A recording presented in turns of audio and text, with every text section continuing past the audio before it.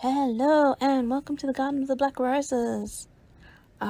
This is the last chapter that I'll be recording for a while. So this is Magic of Moonlight, chapter 18. And I think at the end of this one, I'm probably going to be leaving you on a cliffhanger again. I'm so evil. Alright. Yeah, chapter 18, the Alpha Ball 2. The first 2 days of the ball went smoothly without any issues. Well, one issue. Balin had attempted to pull Ember into his lap while she was making her way to the refreshments table. She had turned and slapped him hard once. When he attempted to take a swing at her in retaliation, she slapped him hard again, which brought Sebastian running towards her. His presence made Balin realize he had just made a powerful enemy. He retreated with a small, fearful whimper under Sebastian's angry glare. He had not made another attempt to go near Ember, but instead avoided both of them like they were the plague. Today was the third day of the ball, and Ember was once again wandering over to a refreshments table to get a drink. Sebastian was tied up with talking to Alpha Harwell of the Southern Bite Pack, and so Ember took her leave to find Rita, Toby, or Violet. However, instead, she found Nicole. "You must have been a whore to find out Sebastian was your mate," Nicole hissed at her. Ember ignored her and continued to pour a drink for herself.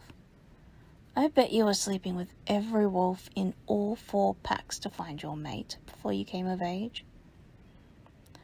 She followed Ember as she made her way back to Sebastian. "Your silence proves it." "What her silence proves is that you are annoying," Toby whined as he came close. He had seen Nicole follow Ember and made a beeline over to her. "No one asked you, fag," Nicole snarled, before turning back to see Ember had not even cared that she had spoken. "I bet you're from a low-born family, all high and mighty now that you have rank." "Wrong again." Violet popped up, causing Nicole to get even more frustrated. "Ember is Caius's younger sister. That makes her an Alpha's daughter, just like you. An Alpha's daughter that doesn't stand to gain any rank." Nicole laughed, drawing a bit of attention to herself. No wonder she would seek out her mate. I bet if he was an Omega, she would have rejected him. "Sad when people need to justify their misery by bringing down others," Rita said, as she appeared at Toby's side. "You'll have to do harder than that to get a rise out of our girl, though." Nicole had had enough of the taunting from the 3, as well as Ember's very deliberate decision to not acknowledge her existence. She was the only child of the Alpha of the Desert Pea Pack. She was next in line to succeed her father. She wasn't going to let an upstart, an underage she-wolf,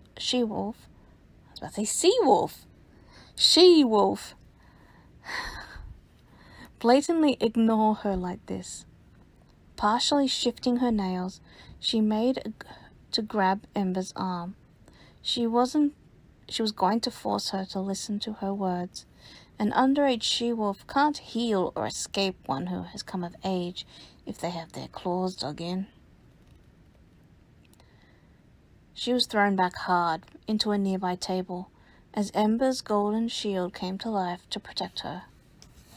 The ballroom fell silent and stared at the scene before them. A few whispers started to rise about the golden shield enveloping Ember, as well as murmurs about Sebastian being her mate. Others watched Nicole in mild concern, mildly amused manner. She lay motionlessly draped over the table that she had landed on.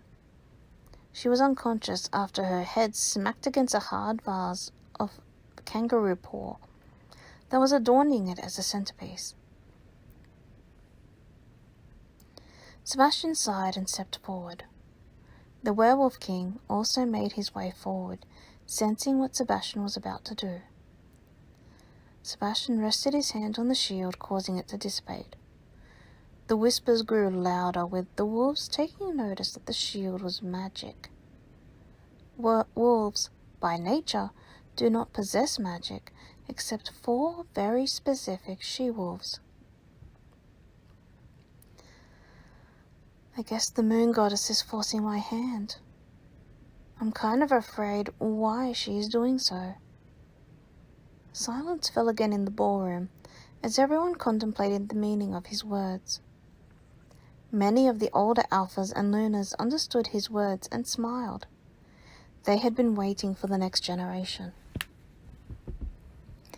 Sebastian wrapped his arms around Ember protectively and took a deep inhale of her scent before looking up and addressing the congregation of wolves present in the ballroom. As many of you have guessed,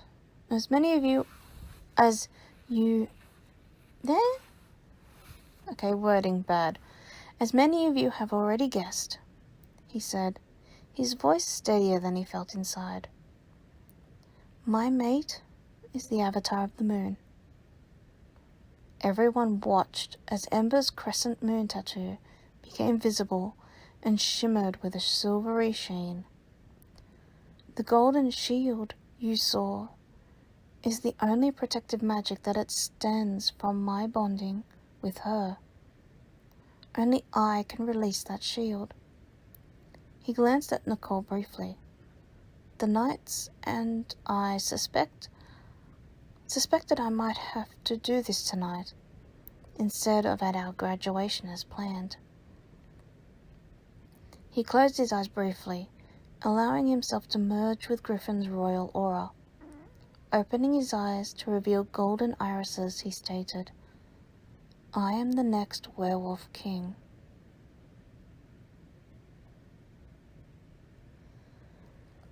Younger wolves in the ballroom stared at him in shocked silence. The older wolves, who were aware of the history and suspected the next generation was soon to take over, nodded their approval at him.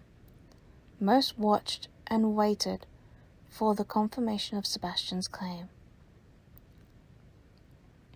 He felt suddenly dizzy. He felt like he had drunk too much alcohol, yet felt sober at the same time. Slowly he rested his chin on Ember's head before leaning onto her, trying to keep his balance.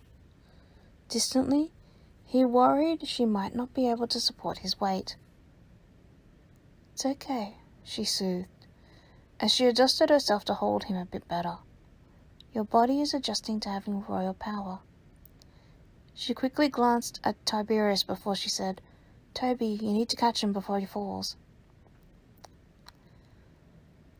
Toby gently took one of Tiberius's arms under his shoulder to keep him propped up. The knights, noting the two were struggling, came over to quickly assist. Caius and Raven took over supporting Sebastian, while Logan assisted Toby. Everyone witnessed the transfer of power. Soft gold plumes of light moved from Tiberius to envelop Sebastian, like a surcoat, before seeping into his body.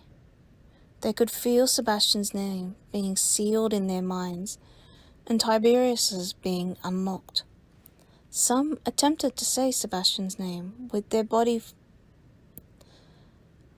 forcing them to say Your Majesty or Your Highness instead. When the true straightened up again, Sebastian's royal aura was overpowering, causing all but Tiberius, the knights, and the avatars to kneel. Sebastian took a deep breath. You're doing well, darling. Ember's voice floated in his head. Next is the introduction of the new court. Thank you, my love, he whispered. He wrapped his arms around her and planted a kiss on the top of her head. I need you here. Don't go far. Of course not, she replied, She tilted her head back and smiled up at him, earning herself another kiss on the temple. I am the avatar of the moon, and technically your queen. Not technically, my love, he said, interrupting her. You are my queen. He looked out over the wolves who were kneeling. Please rise. He glanced down at Ember again, planting one more kiss on the top of her head before continuing to address the room. Let us introduce our court. He gracefully spun Ember out of his arms, and together they stood hand in hand. Ember swept her hand to Raven and Rita. Future Luna Rita and her mate Raven, future alpha of the Deep Water Pack. Both Rita and Raven gave a small bow to the ballroom, Rita's silver hourglass shimmering under the light of the crystal chandeliers as it appeared before everyone's eyes. Avatar and Knight of the past. Sebastian continued on without missing a beat. He smiled down at Ember before kissing her temple. He swept his hand to Caius and Violet. Future Luna Violet and her mate.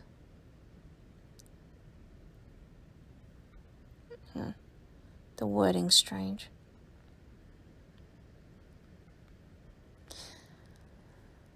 Future Luna Violet and her mate Caius, future alpha of the Dark Moon Pack. Caius wrapped his arms around Violet, giving her a kiss on the temple, her silver clock face now visible, shimmering lightly. Avatar and Knight of the Present, Ember giggled, when Violet raised an eyebrow at her curiously. Composing herself, she swept her hand to Logan and Toby. Lastly, future Luna Toby and his mate, Logan, future alpha of the Poison Fang Pack. Toby carefully undid the top two buttons of his shirt to reveal his silver infinity tattoo, before doing up the buttons once again. Avatar and Knight of the Future, Sebastian said, noticing a few of the older wolves becoming uncomfortable. My mate has made me aware how rare it is for the entire court of the Werewolf King to comprise of high-ranked wolves. More so that those high-ranked wolves come from the top 4 packs of the Ancient 10. He took a deep breath before continuing. I fear that with the moon goddess forcing my hand to reveal myself sooner than intended, that there may be a war on the horizon. I hope to count on all of you to ensure that you are prepared to protect your packs. The palace will be the last bastion of safety for all. Please ensure to keep me apprised of anything that may seem unusual, no matter how small. Yes, Your Majesty, the wolves in the ballroom replied. Tension was palpable at the sense that there may be another creature war on the horizon. The previous creature war during King Saburo's reign was against humans, the battlegrounds focusing in America and the United Kingdom created an unsteady peace in those countries, a peace that had been balancing on a knife point to this day. The war had reduced down other species, which later caused the creation of the ancient 10 packs, and those packs being spread across all continents of the globe. Many had deployed warriors to assist in those battles, and felt lucky that their spiritual connection to the humans in their home country had not also culminated in a war. Nicole's father stepped forward. With a nod to Sebastian, he picked her up off the table and took her to her bedroom to rest. Sebastian asked if the on-site doctor could check her over as well, to make sure she was not at risk of dying from a brain hemorrhage from how hard she had hit the table. He also smirked to himself at Balin, and made note that the future Alpha had been trying to make himself smaller between his parents. Despite the heavy uncertainty that weighed in the air, the Alpha Ball continued on for its third night.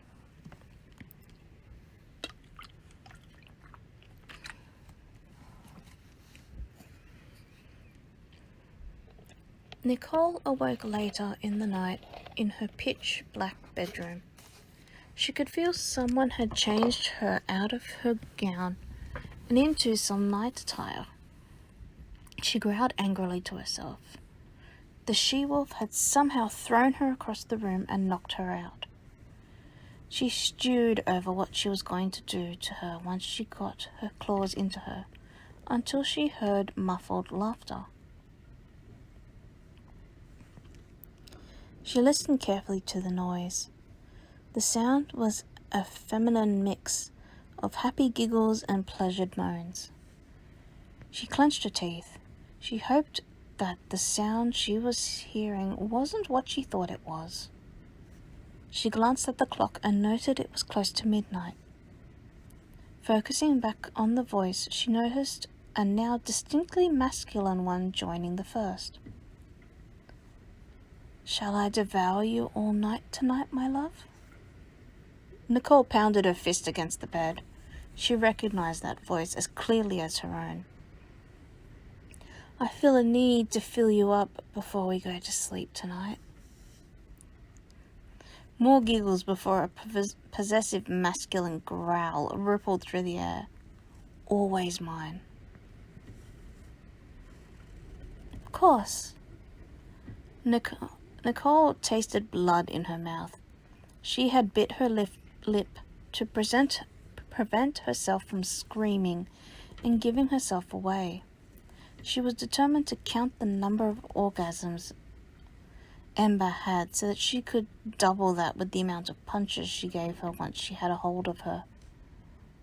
"Like you said, darling, from your heart all the way to the tip of your hair is mine." A feminine possessive growl rippled through the air before an intense moan followed. "And all of me, right down to my very core, is yours. Fill me up, darling. Take what is yours." "With pleasure." Nicole laid in her bed, listening to the waves of both Ember and Sebastian as they climaxed in unison before continuing all over again. She wondered if they were ever going to stop. She didn't think having the underage she-wolf would be that pleasurable. There were no sparks, no connection of the wolves. For all intents and purposes, Nicole sincerely believed that their sex would be no more pleasurable than sex with a human.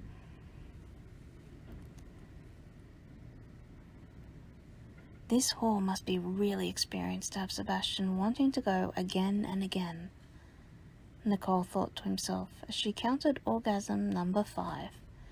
How could he be so pleasured to keep wanting to go back for more? I'd be a much better lay. "How are you feeling?" Sebastian's muffled voice filtered through. He grunted lightly in time with Ember's soft moans, letting Nicole know they were going for a 6th round. "I'm starting to go numb, darling," Ember replied with a light chuckle. "When Glacier is finally fully awake, we'll be able to go for much longer." "I know." Sebastian paused talking. Nicole wondered what was with his pause before she heard Ember's moan sounding more muffled, like as if her mouth was being covered. After a few minutes, she heard Sebastian's voice again. "I can't wait to meet Glacier.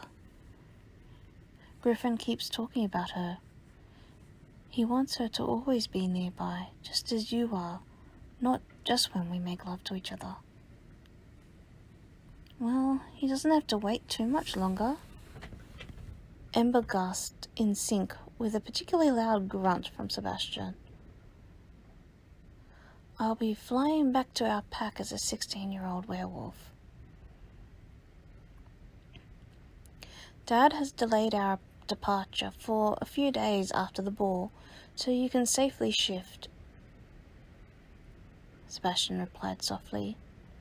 He wanted to know earlier, though, who we need to meet us at the pack house the day after we arrive.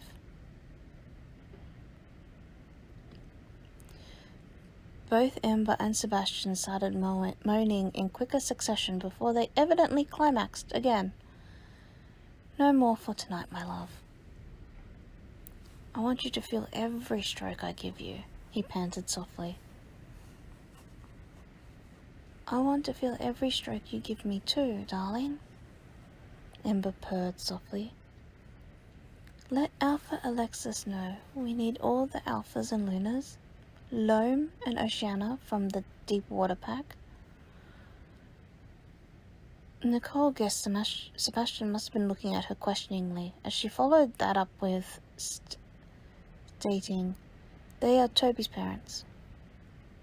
Violet's parents, Beta's Scott and Lindsay of the Dark Moon. Rita's parents, Gamma's Noel and Nemia of the Shadowrunners pack. Nicole listened curiously, but also confused.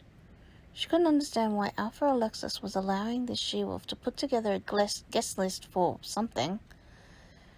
She felt she was missing a lot of pieces to this puzzle, and that the puzzle would give her the answer to why Sebastian stuck to her like glue. Also, Beta's Daniel and Abby of the Shadowrunners. Why the Betas? Sebastian asked. She could hear some movement and squeaking of the bed before settling again. The moon goddess requested they be present. Ember paused before adding, Are you going to sleep inside me all night? Sebastian chuckled, and more movement before he said, Gonna try. I love being inside you. Horn dog, Ember whispered, before they fell silent. Nicole listened carefully for a few more minutes. When she was certain that they had fallen asleep, she began to ponder over what she heard. She made herself into a false prophet for the moon goddess? Nicole thought to herself after some time. Only explanation I can think of as to why Sebastian is so enamored by her, and why Alpha Alexis is making her create a guest list for something he's putting together. I'll expose her for a false prophet she is tomorrow. Sebastian will drop her so fast her head will spin. Excited for her plan for the final day of the ball, she easily drifted off to sleep to dreams of being held lovingly in Sebastian's arms. The next day, Nicole was restless as she sat between her parents. She had been waiting for Sebastian to arrive so she could start her plan. She eagerly watched the door. Her parents watched her confused on what could have possibly gotten their daughter so excited for today. They looked around the ballroom at the changes. The top table now had less seats, and another long table was placed nearby. They recognized this setup from when they were newly 16 and came to this ball for the first time.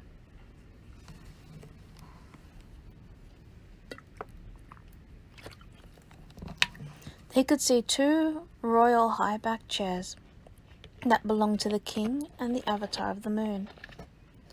Typical arrangement was the knight of the future and his mate seated next to the king.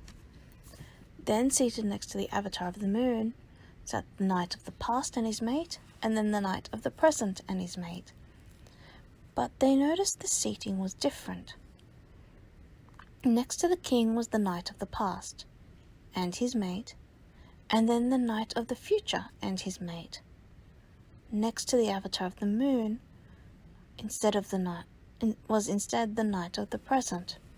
They wondered briefly if that was because the avatar of the moon and the Knight of the Present were siblings. They knew the long table that was placed nearby would hold the previous king as well as the elders and their mates. The elders had already been seated, and they smiled in greeting as Tiberius made his way through the doors and to the side table. Nicole looked confused at why the king wasn't sitting at the top table with the elders like he had the previous 3 days. She pulled on her dad's sleeve to get his attention. Why isn't the king and the elders sitting at the top table? Sweetheart, her dad replied softly, after you attacked Ember, the new king was revealed. Tiberius is no longer king and had to step down from the top table to allow the king and his court to take their rightful places. Who is he, Daddy? She asked curiously. When he shook his head at her, she asked, Why can't you tell me? You've been neglecting your studies, he chided lightly. The name of the current king gets sealed so no one can say it. When you try to, you are forced to say Your Highness or Your Majesty. Only the knights, avatars, and the elders can say his name to each other, but are forced when someone who doesn't know the current king's true name. Nicole thought carefully about who was missing from the room and started whispering names to herself out loud. Raven, Caius, Logan, His Majesty. She let out a gasp. Sebastian is the new king. That means... Her eyes hardened. That she-wolf stole my position away from me. I should be Avatar of the Moon, not her.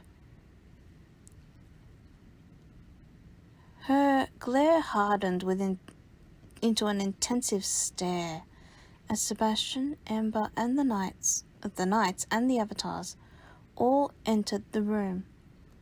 They proudly walked to the top table and arranged themselves. She stared at Ember's happy demeanor. Caius ruffled her hair and chuckled at the unhappy sound that came from her.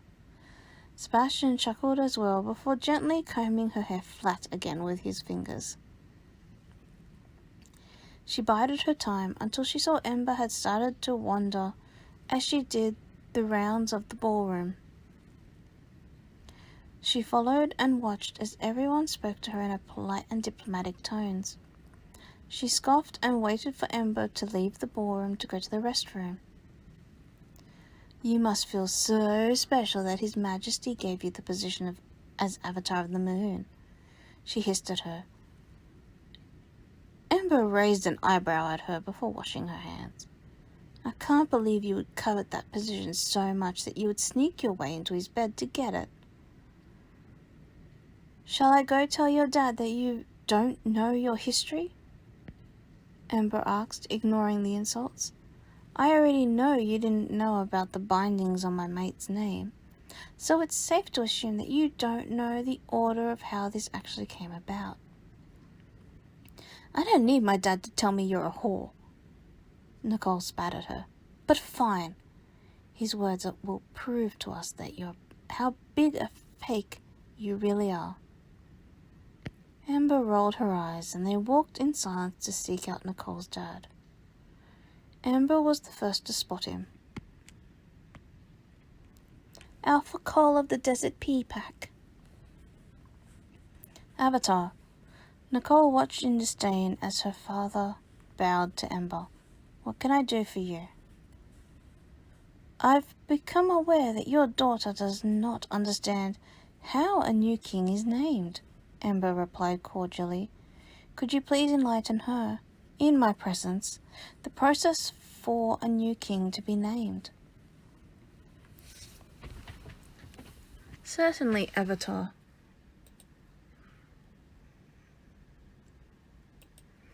he replied with a tinge of embarrassment in his voice. Nicole's eyes widened before anger flared through her over Ember embarrassing her father. Nicole, the process by which a new king is named is that they become mated to the avatar of the moon.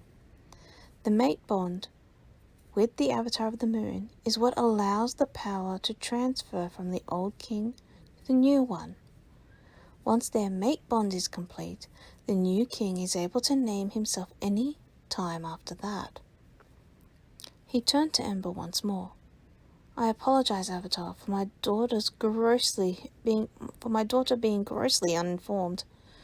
May I know the context of how she came to learn that she was this way? I doubt it's your fault, Alpha Cole, Ember replied with a smile. She could feel Nicole's anger radiating towards both her and her dad. This situation is a continuation of the previous night, where my shield was activated and threw her off me. She believes that it was His Majesty who gave me the title of the Avatar of the Moon, not the other way around. She had waylaid me in the restroom to try and insult me. She had attempted to do this yesterday as well, and when I cared not to answer, she chose violence, which activated my shield. So my daughter is the reason why His Majesty's hand was forced and revealed himself? He asked quietly. He was utterly disappointed in his daughter. He was angry that his daughter's actions not only forced the king to reveal himself before he was ready, but also caused trouble for 2 of the ancient 10 packs. Sebastian wandered over and quietly wrapped his arms around Ember. He had been listening to most of the conversation, and had been prompted by Griffin to approach as he would be needed. Sebastian didn't know what he would be needed for, as it seemed like a case of a misinformed future ranked wolf. When he realized it was Nicole, he sensed there was a lot more to it. Yes, she is the reason why, Sebastian replied, after motioning for Alpha Cole to raise his head.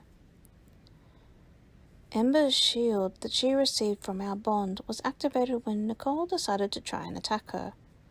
The time avatars told me that what had happened yesterday prior to the shield activating. Nicole had been insistent that Ember was a whore, and that was how she found out she was my mate. Sebastian could see Nicole growing paler the longer he spoke to her father. Ember did not provoke the attack, and even respond to her, yet Nicole felt obliged to attack Ember anyway. He growled lightly. I do not appreciate this sort of sentiment towards my mate.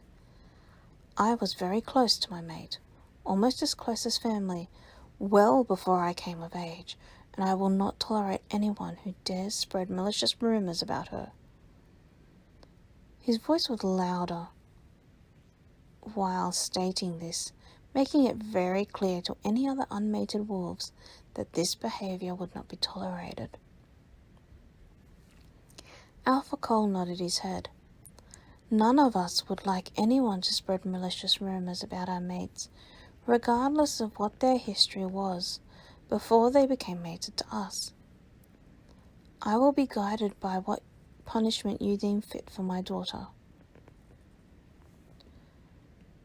Sebastian's eyes glazed over for a second before Ember's clouded as well.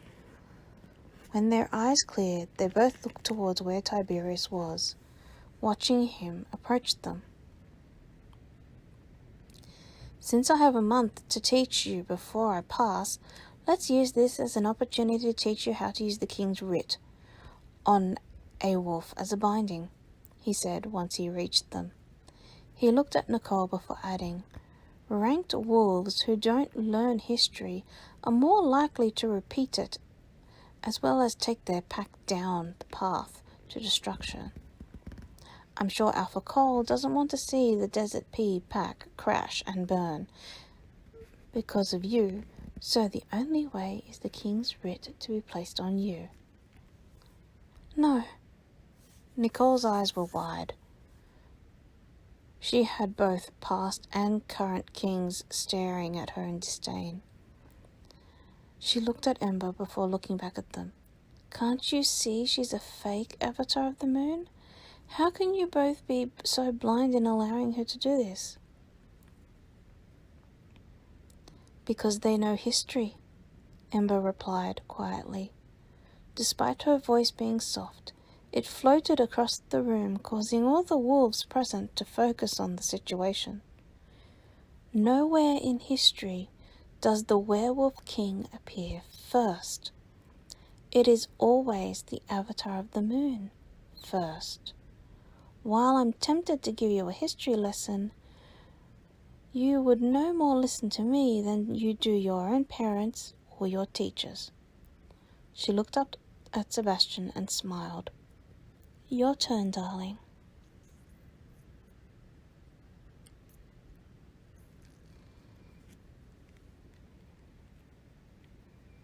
And that's it. That's it for that chapter. I think I'm only halfway through the next chapter. I haven't actually finished it. I have a lot written for it, but I haven't finished it yet. But yeah. As always, make sure to like, comment, and subscribe to let me know what you think. And yeah, I'll see you in the next one of whatever I make. Hopefully by the time this one comes out, I should have everything being released like clockwork. Well, not like clockwork, but regular schedule. But yeah, I'll see you in the next one. And as always, let your imagination run wild. Bye for now.